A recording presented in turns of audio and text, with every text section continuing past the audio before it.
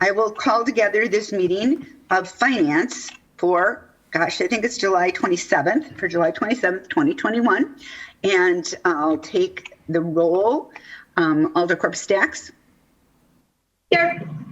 Alder Galvin. Here. Alder Dorf is here, and Alder Johnson has been excused. I will entertain a motion for approval of the agenda. So moved. Motion to approve. Second. Okay, motion by Alder Galvin, second by Alder Corpus-Dax. All those in favor say aye. Aye. Aye. Opposed, nay. Motion carries. And a motion for approval of the Finance Committee meeting minutes from June 22nd, 2020. So moved. Second. So moved by Alder Corpus-Dax, second by Alder Galvin. Any discussion? Seeing none, all those in favor say aye. Aye.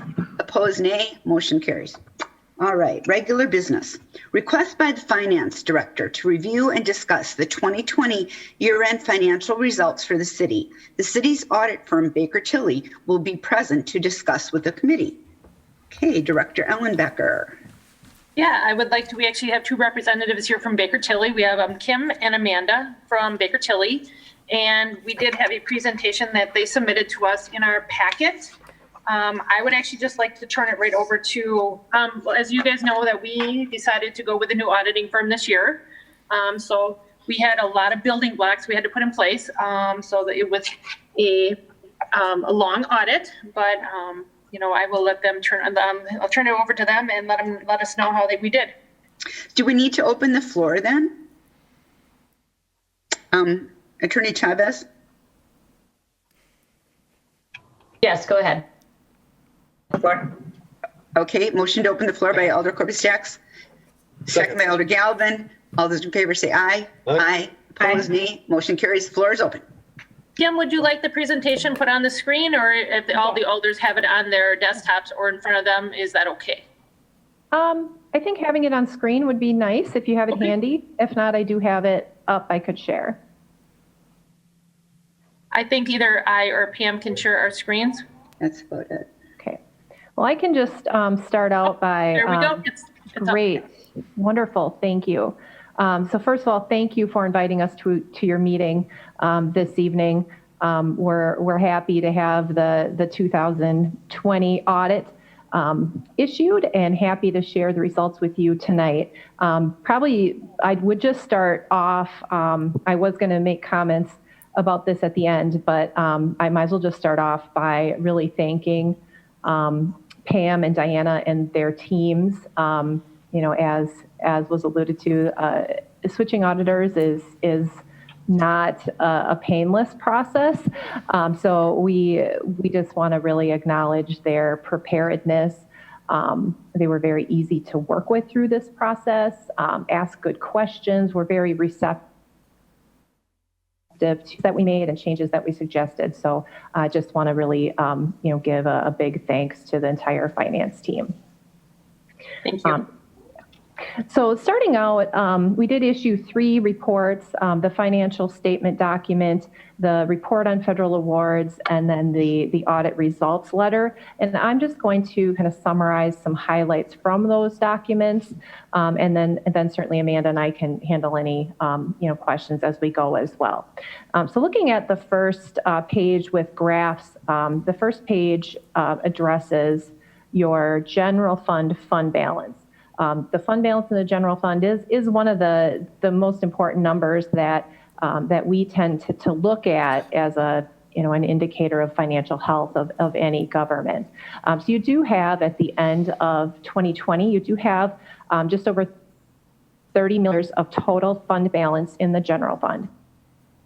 And then into 4 different categories based on liquidity and based on restrictions, both external or internal designations or other restrictions set by the council or the governing body. So looking at kind of the breakout of that $30 million, 5.8 is what we call non-spendable. So that consists of a few sort of longer term assets, things like delinquent taxes, but that's mostly about $4.6 million of that are advances to your TIF districts. So those are assets of the general fund. You have fund balance associated those, but you're not expecting to receive those repayments in the near term. So those are considered non-spendable or not really in a liquid form.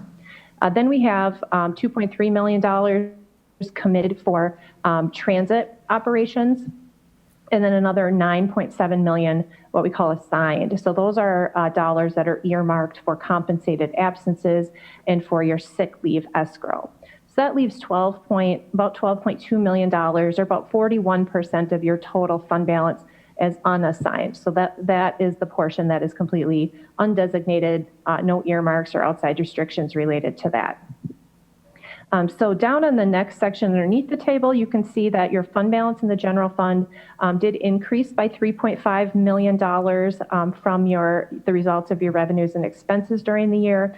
It was a very unusual year to kind of compare with budget, but in this case, you did come in below budget for revenues, primarily investment income, some licensing and permits, room taxes, and other kind of recreation-based revenues, as you would expect with the year that happened. And then expenses were also well under budget. The largest areas that were under budget: public safety, public works, and then again, pool, the recreation activities that also saw a corresponding revenue decrease. But considering that you did have a planned use of fund balance of about $500,000, you ended up with revenues in excess of expenditures of $3.5 million. So a positive result.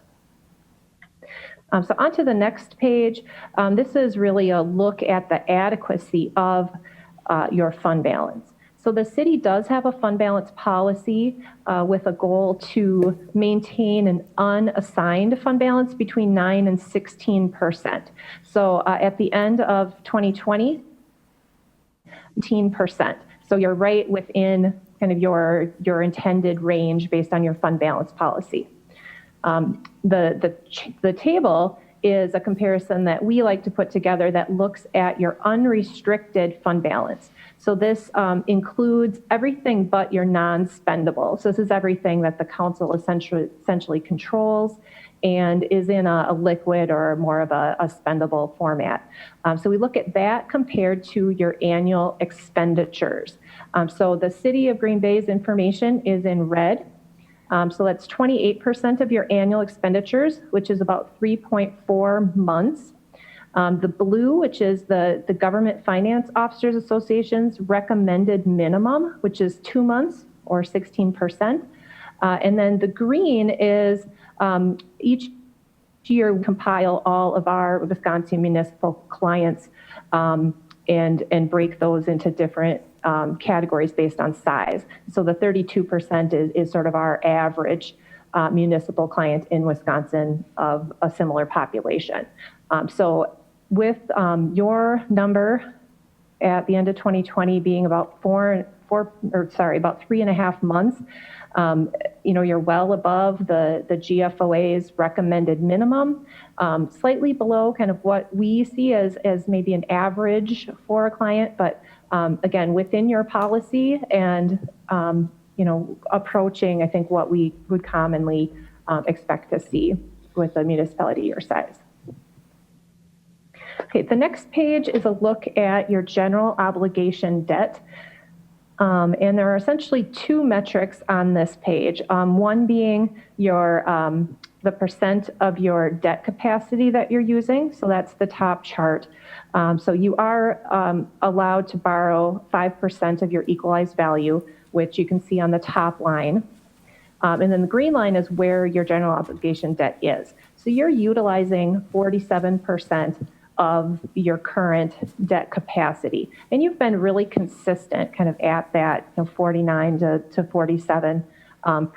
So that metric looks pretty consistent with what we would expect to see. I have some more information with some benchmarking in a minute. At the bottom of the page, the Wisconsin Policy Forum puts together information based on state report filings of all the municipalities in the state of Wisconsin. And you can sort them by size and you can do some comparative analysis there. So if we look at the general obligation debt per capita, there is a time lag here. So I'll just say that the numbers that I'm going to talk about are 2018 because that's the most recent available. But in a debt per capita, the city of Green Bay ranks 209 out of 601. So if 1 is the highest debt per capita and 601 would be the lowest. So you're a little higher than average, but I think probably we did pick out the top 10 largest cities in the state. And when we looked at that, again, with 1 being the highest debt and 10 being the lowest, Green Bay does rank 8th in terms of debt per capita, and you rank 6th in the debt, the percentage of your debt capacity. So you do stack up very well in the top 10 largest municipalities in the state on both of these debt metrics. Okay.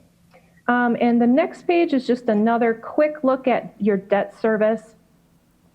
So the bottom does show you had debt service, both principal and interest, of $31 million for 2020. So we like to look at that as a percentage of your non-capital expenditures. Bond rating agencies like to see that number at 20% or less. So that's the black line on the chart. The red dots are, again, our median client of your size. You can get a sense of what we're seeing at other communities. And your number is you can see you're well below the 20% at just under 14%. Again, that number has been very consistently kind of in that 12 to 13, 14 range over the last 5 years. So this is actually an excellent metric. I think it's a good indicator that you have a reasonable percent of your budget going for principal and interest payments. Okay, and then finally on the last page that I have with numbers, I'm not going to spend a lot of time talking about this unless there are questions, but the city does have very significant activity in some of the other governmental funds of the city. So I just wanted to kind of list them here so you can get a sense of kind of how they changed year over year. And I'll just highlight a few things. The other two most significant governmental funds of the city are the sanitary sewer. The sanitary sewer has $13 million of fund balance. That represents about 7.5 months of annual expenditures. So a nice fund balance in that fund. And then you have almost 2.3 million fund restricted for future debt payments. I've listed all your non-major capital project funds and special revenue. You can see in total, they maintained a very, very similar fund balance year over year. There are some changes within the funds. There was significant, there was some borrowing this year that caused some funds to go up in fund balance because they have debt on hand. I will say of the $58 million, about 32 million of that is restricted, either in TIF funds that are restricted by statute or your TIF plan, or unspent bond proceeds. And then finally, the last number on here, you do have $1.4 million in your internal service funds. And you do have about $17 million of annual expenditures running through those internal service funds. So I guess my comment there would be, the goal of an internal service fund is to charge out other funds. Generally, you don't want to be accumulating very large surpluses in there. That would indicate that maybe your charges are more than they should be to the other funds. So I think having a $1.4 million on $17 million of annual activity seems like a very reasonable level to be maintaining in those internal service funds. Okay, and then the last page is just a few general things about our opinion. We did issue an unmodified opinion stating that your financial statements are fairly presented in accordance with generally accepted accounting principles. As just a reminder, The objective of an audit is to express an opinion on the financial statements as a whole, and they're based on reasonable assurance. So we are auditing to materiality and to a reasonable level of assurance based on materiality. So we're not examining every transaction that occurs throughout the year at the city. Our opinion does contain an emphasis of matter paragraph pointing out some restatements of your 2019 fund balance and net position. The first two items listed here did increase the fund balance in the general fund. The first is you had some accruals of vacation and sick leave escrow on the general fund that typically are not recorded because they're not using current expendable resources. So those were removed from the general fund. And then the water utility actually noted that the property tax equivalent being recognized as an expense in the water utility and revenue in the general fund was behind a year based on the PSC calculation. So that was just a decrease in net assets in the water and an increase in the general fund. And then the final one, there was a contributed capital asset from 19 that was added. That did not impact the general fund. That was for the government activities, the full accrual basis of accounting only.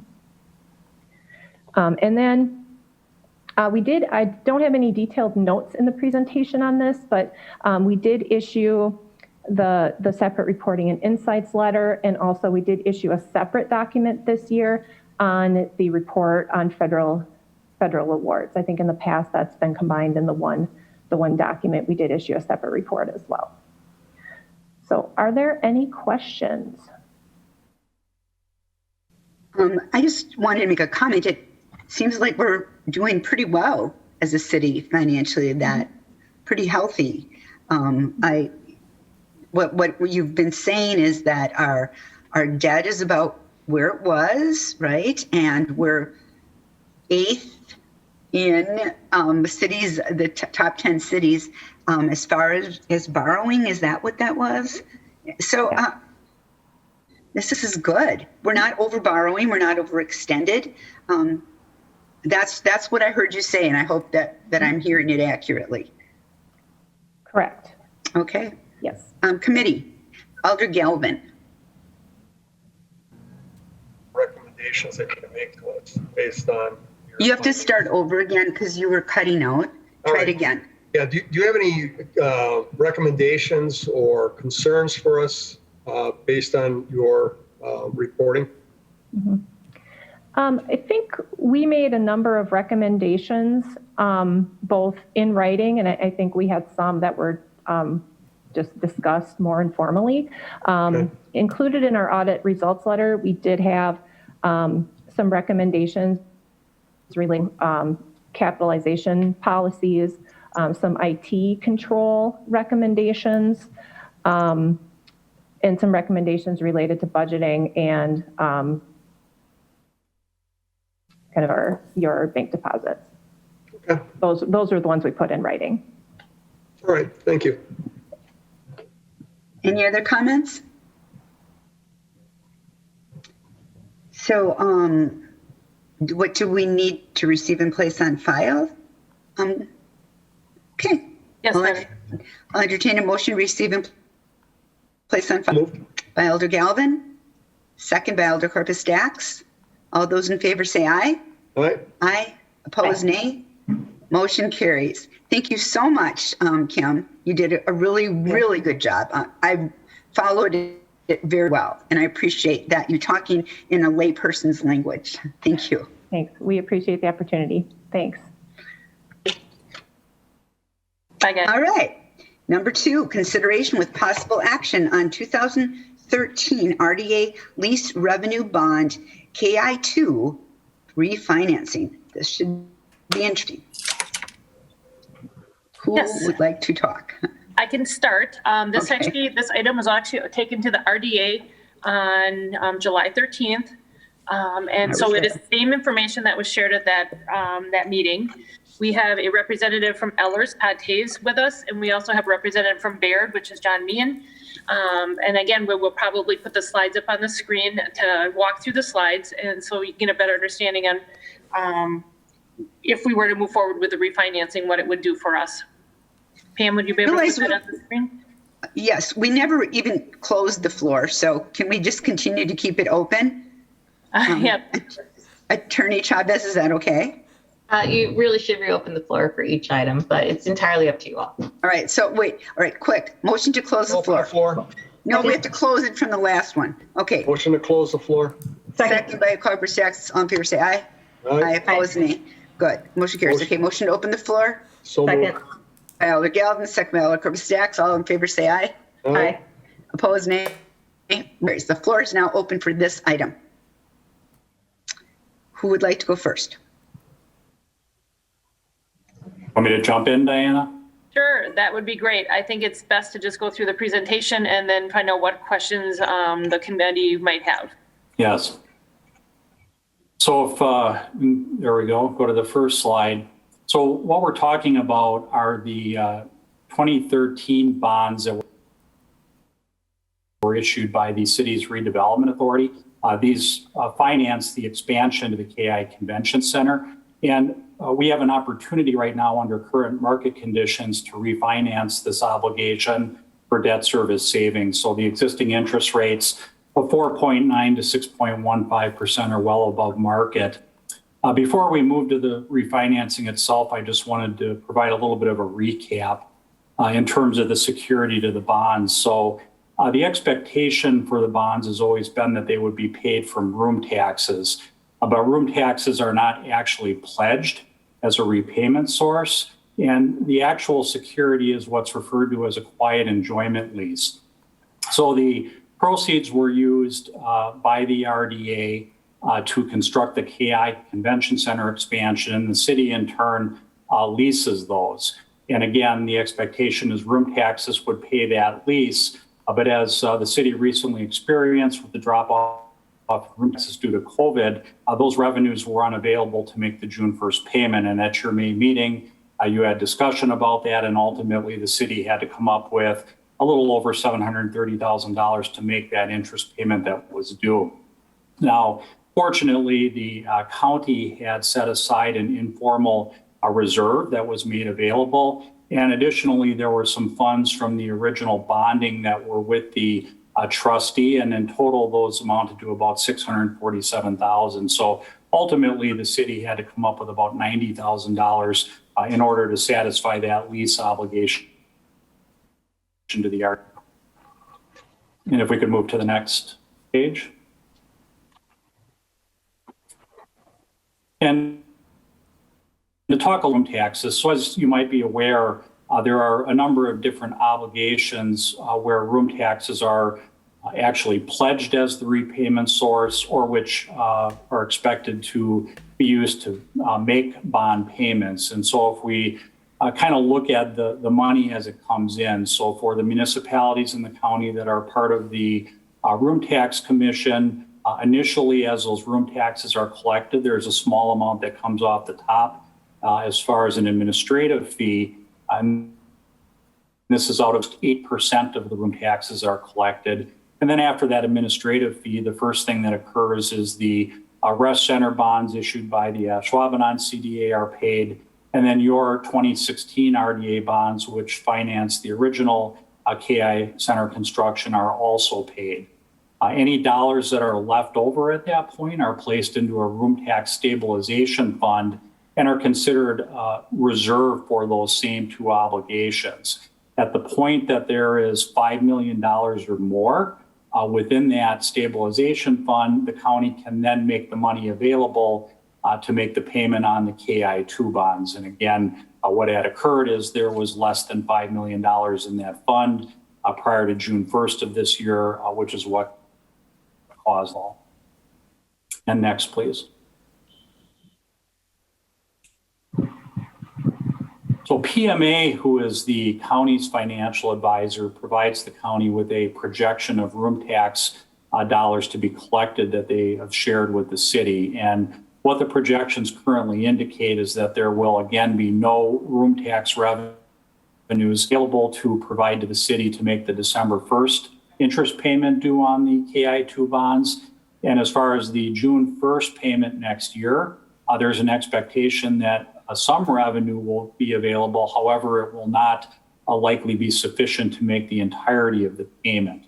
After that, the projections suggest that there will be sufficient revenue to make the payments under the existing debt structure. And what I've identified in the table are the existing payments that you have due on December 1st of this year and also in the next calendar year. So if we utilize the information that was provided with respect to the projections, we see that we have a shortfall again of $727,000 in December of this year. And then netting out the projected amount available, we would have a shortfall of just over $250,000 next June. So these would be the dollars the city would be expected to come up with to make a lease payment if we were to do nothing with the current bonds.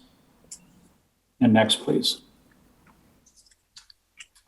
And I included this just as a graphical representation of the projections that PMA provided. So this is on a June 1st to June 1st basis. So we see in the 2021, the impacts of COVID, and we see that occur going into the 22 year. And then the projections indicate that we would be at a level similar to 19 by 2023. So again, expectation here is that over the the medium to longer term, revenues are forecasted to rebound and be sufficient, but we've got again this short and near term concern with the availability of those dollars.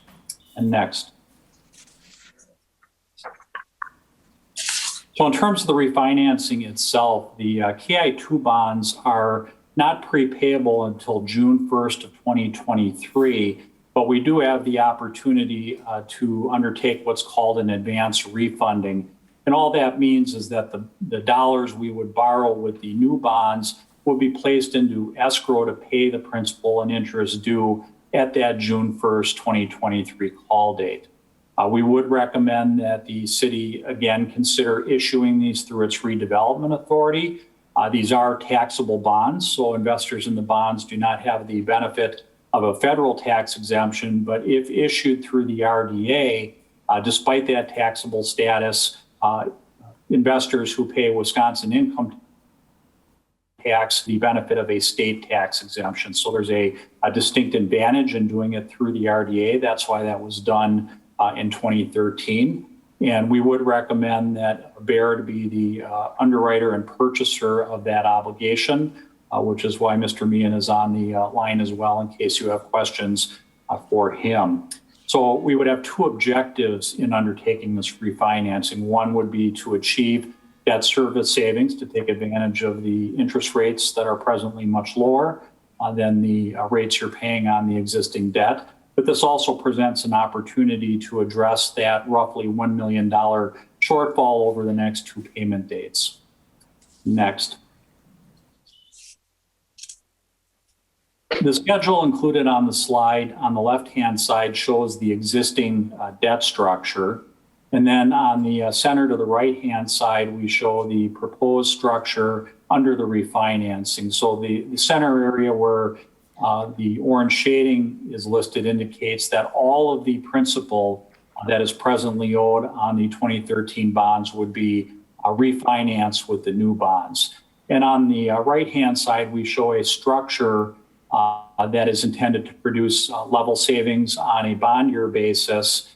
And those estimated savings, and again, this is preliminary, interest rates would ultimately be determined based on market conditions at the time of sale, but we're in the ballpark of roughly $7 million in future value savings, and that is netting out all costs involved in the transaction. So again, very significant savings are currently available if you move forward with this transaction. And next slide.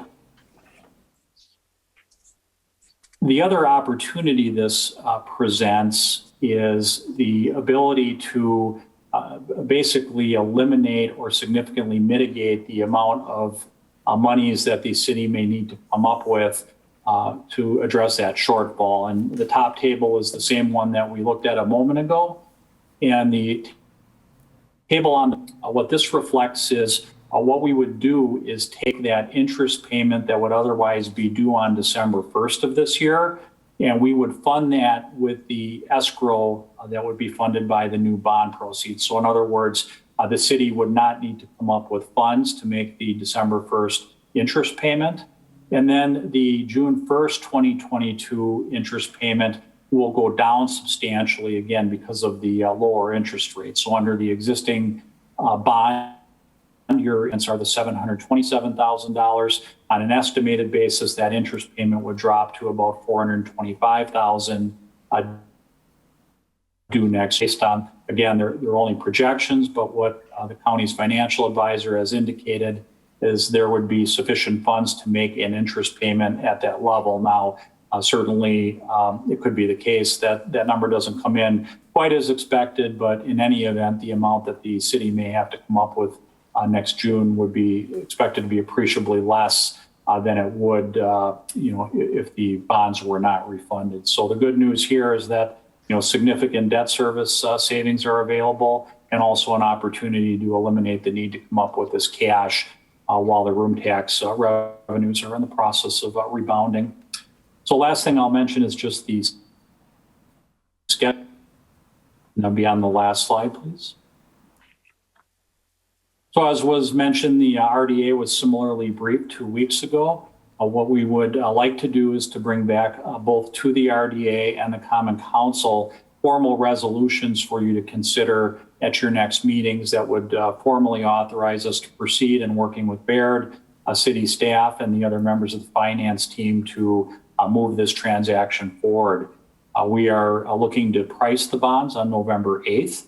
For consideration and award at meetings the following day, with then a closing on November 23rd and a for new bonds of June 1st.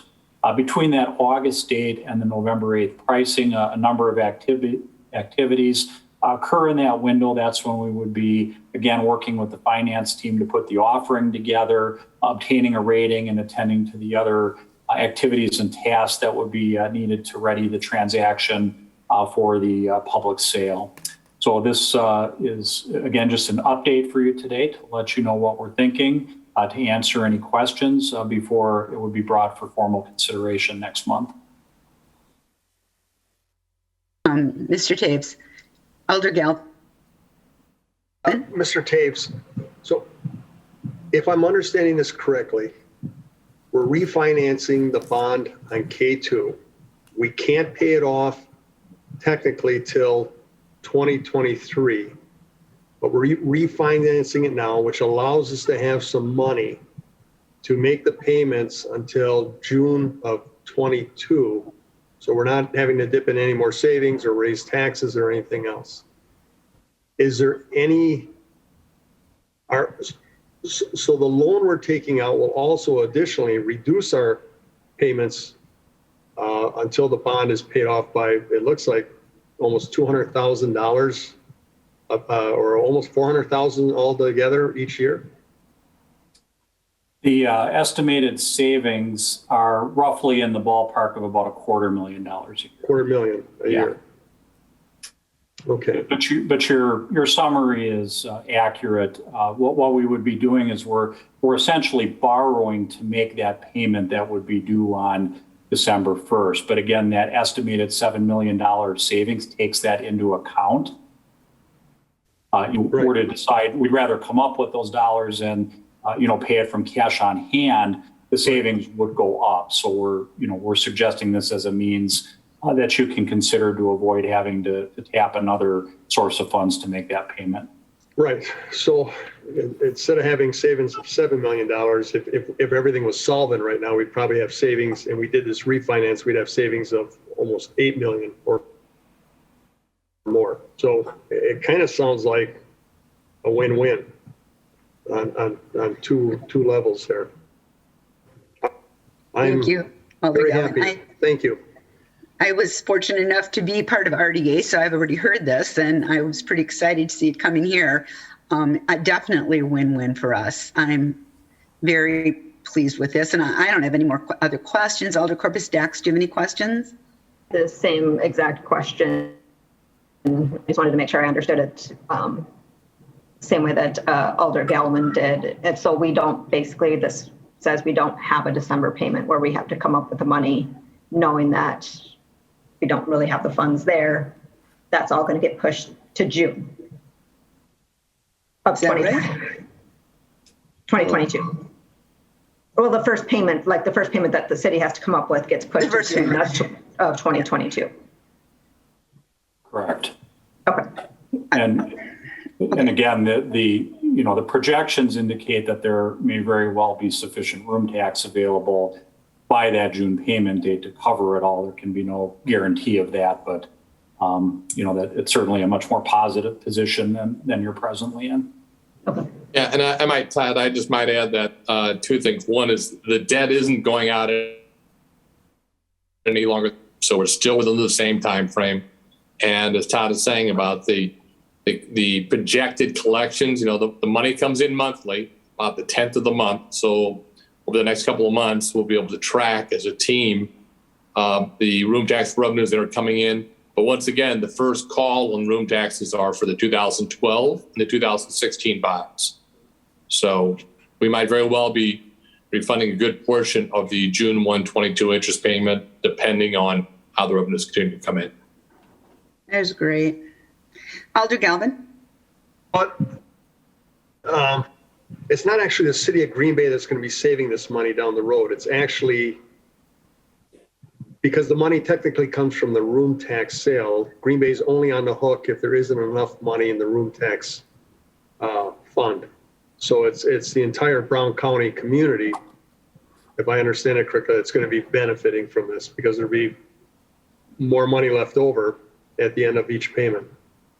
That's correct. After this obligation is paid from room taxes, the next use of the funds is for the county's expo hall bonds. So what this effectively does is it increases the likelihood or the amount of dollars that will be available to make the payment on that debt. But ultimately, at the end of the day, it's a benefit for all the taxpayers, to include those in the city. As the county would otherwise have to look to other sources of funds to make those payments. Right, absolutely. It's us out of taxpayers quite a bit of money. And I'm sure Brown County will be sending us a resolution thanking us for our Okay. thinking. So, all right, thank you very much. All right. So what kind of a motion do we need here? We would ask that you recommend that financing. So we'll, Okay. Second. So moved by Alder Galvin, second by Alder Corpus Dax to move forward with refinancing. All those in favor say aye. all right, Aye. Opposed, nay. Motion carries. Thank you so much, gentlemen. This is some good news for us. very good news. Thank you. Whoever idea this was, way to go. Way Excellent. to go. Bake you a cookie. Thank you. All right. Number Thank 3. you. Thank Good you. night.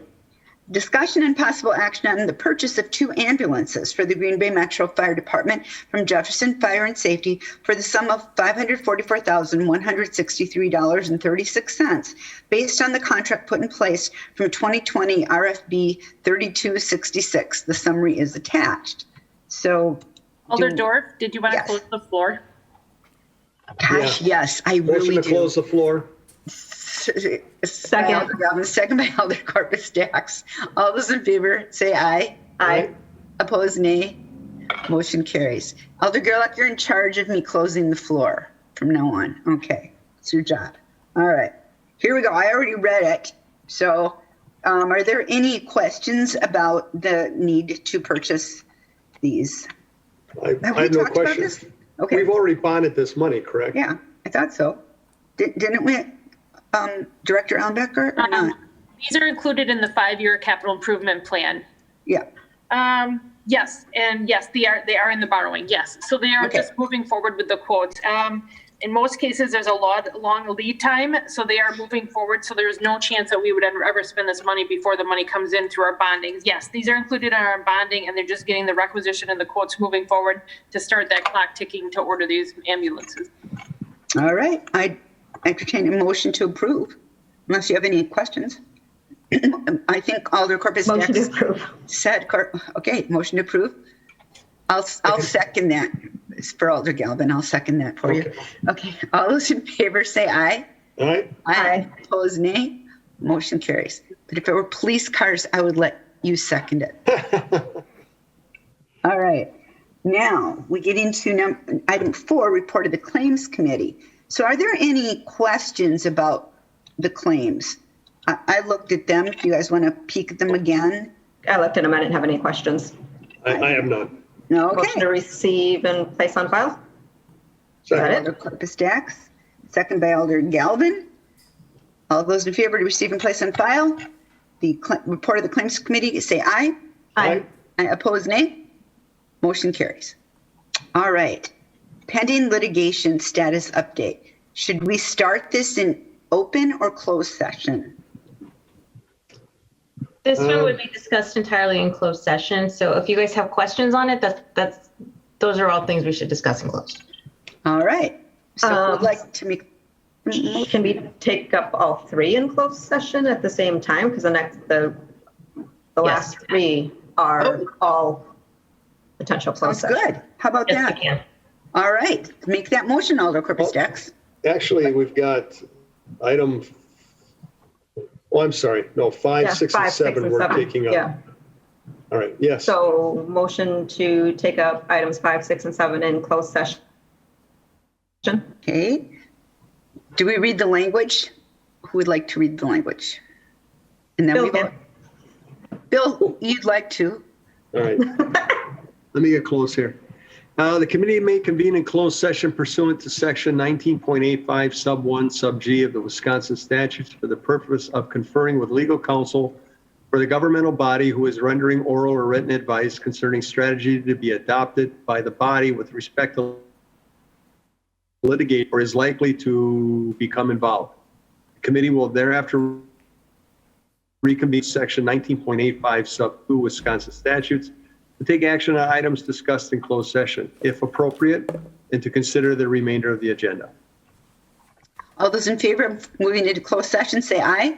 Aye. Aye. Opposed, nay. Motion carries. We will now go into closed session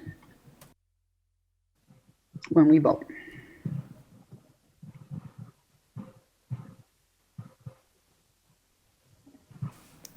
You are now recording again? Okay. So we just moved to go back into on the record and back into open session. Alder Galvin moved it. Alder Has Corpus everybody Dax. been brought back in from the? Oh, we have to wait? Okay. Maybe they left. Oh, no, they're here.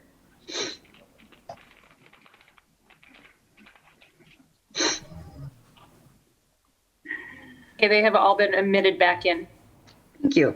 All right, so we just had a motion made by Alder Galvin to go back into open session, seconded by Alder Corpus Dax. All those in favor say aye. Aye. Aye. Opposed, nay. We are back in open session. I will entertain a motion to receive and place on file the pending litigation status update. Second, or so moved. Second. Moved by Alder Corpus Dax, second by Alder Galvin. All those, any discussion?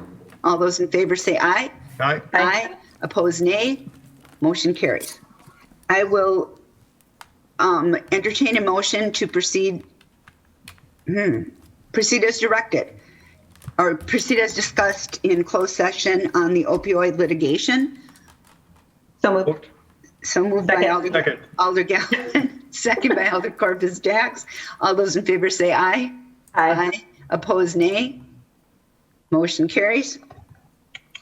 And consideration with possible action by Chris Teskey for conflict counsel for the WEC complaint titled Cars v. Megan Wolf et al. I will entertain a motion on that. Motion to deny the request. Motion to deny by Alder Corpus Dax. I'll second that. All those in favor, or is there further discussion? All those in favor say aye. Aye. Alder Galvin, you're muted. He's nodding yes. Okay. Yes. Opposed, nay. Motion carries unanimously. All right, we're up to informational. That is so not right. We cannot possibly have that much in our contingency account, do we? That is not correct. We did Okay. a transfer of, I think, 45,000 last council meeting. Unfortunately, we just didn't get the paperwork through and the journal entry isn't completed yet. So Okay. I do believe we're at 105,000. Thank you. The next Finance Committee meeting will be held on Tuesday, August 10th, 2021 at 4:30 PM. Entertain a motion to adjourn, but before I do that, how much of a break do you want between this and personnel? 5 minutes, 10 minutes? 5 minutes? 5 minutes is fine. Okay, all right, so we'll reconvene then at 5:50. Motion to adjourn Motion to adjourn. by Alder Corpus Dax, second by seconded. Alder Dorf, because we can't Second. hear Alder Galvin. Okay, all Second. those in I got it. favor say aye. Aye. Aye, opposed nay. We are adjourned. See you back, personnel, 5 minutes.